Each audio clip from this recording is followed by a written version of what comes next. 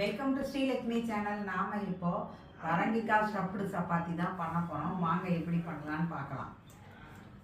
கோதுமை மாவை பிசைஞ்சு நம்ம சப்பாத்தி செஞ்சுக்குவோம். அதுக்கப்புறம் பரங்கிக்காவை வந்து ஸ்டஃபிங் பண்ணிக்குவோம். இப்போ 1 கப்பு மாவு எடுத்திருக்கேன். இப்போ இதை பிசைய போகிறோம் சப்பாத்திக்கு. கோதுமை மாவில் தேவைக்கேற்ப உப்பு போட்டு கோதுமை மாவை பிசைகிறோம். இப்போ சப்பாத்திக்கு மாவு பிசைஞ்சிட்டோம். இதை மூடி வச்சிடலாம். சப்பாத்திக்கு ஸ்டஃபிங் ரெடி பண்ண போகிறோம். இப்போ கடாயை அடுப்பில் வச்சுட்டு 2 ஸ்பூன் எண்ணெய் ஊற்றிக்கிறோம். வெங்காயம், தக்காளி, மிளகாத்தூள், பரங்கிக்காய் எல்லாம் போட்டு வதக்கி நாம் இப்போ ஸ்டஃபிங் ரெடி பண்ண போகிறோம். எண்ணெய் ஊற்றியாச்சு. இப்போ எண்ணெய் காஞ்சதும் கடுகு போடணும்.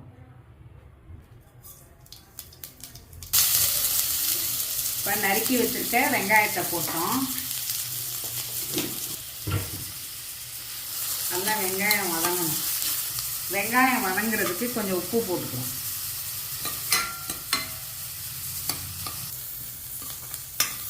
வெங்காயம் வதங்கிடுச்சு.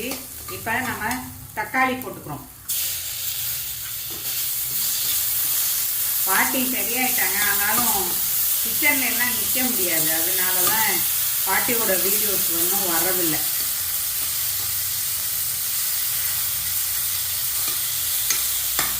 தக்காளி வதங்கிடுச்சு. இப்போ கழுவிட்டிங்களா? இப்போ தக்காளி வதங்கிடுச்சு. இப்போ நம்ம பரங்கிக்காவை போட்டுக்கிறோம்.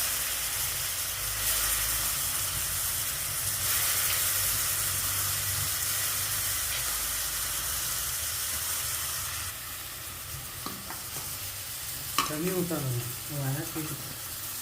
இதை நல்லா வதக்கிட்டு கொஞ்சம் தண்ணி ஊற்றிக்கணும். மிளகாத்தூளும் போட்டுக்கணும்.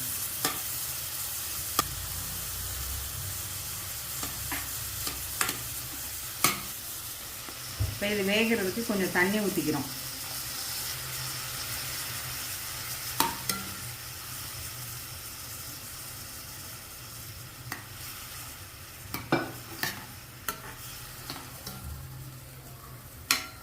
அது 2 இன்க்ரீடியன்ஸை வச்சு நம்ம ஒரு ஈஸியாக ஒரு ஸ்டஃபிங் ரெடி பண்ணி சப்பாத்திக்கு சைட் டிஷ்ஷே இல்லாமல் நம்ம சாப்பிட்லாம்.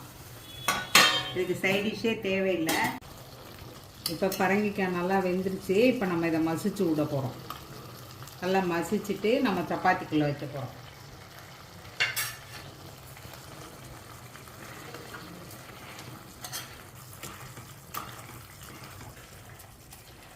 ஏற்றிடலாம்.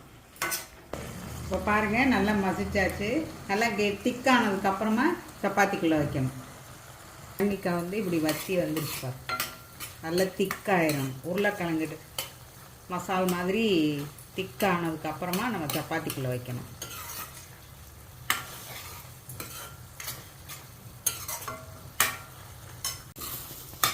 இப்போ நம்ம ஸ்டவ் ஆஃப் பண்ணிடலாம்.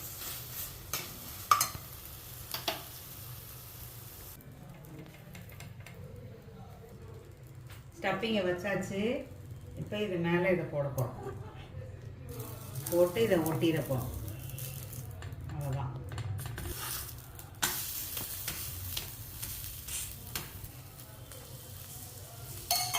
திருப்பியாச்சு. இது வேகணும். பரங்கிக்காய் ஸ்டஃபிங் சப்பாத்தி ரெடி ஆயிடுச்சு. பரங்கிக்காய் ஸ்டஃபிங் சப்பாத்திக்கு மாங்காய் ஊறுகாய் தொட்டுக்க வச்சுருக்கேன். ஆவக்காய் மாங்காய் ஊறுகாய் தொட்டுக்க வச்சுருக்கு. நீங்கள் மாங்காய் தொக்கு கூட பண்ணி செஞ்சு இதுக்கு சைட் டிஷ் வச்சுக்கலாம். இதுக்கு சைட் டிஷ்ஷே தேவையில்லை. ஸ்ரீலக்ஷ்மி சேனல் லைக் பண்ணுங்கள், ஷேர் பண்ணுங்கள், சப்ஸ்கிரைப் பண்ணுங்கள்.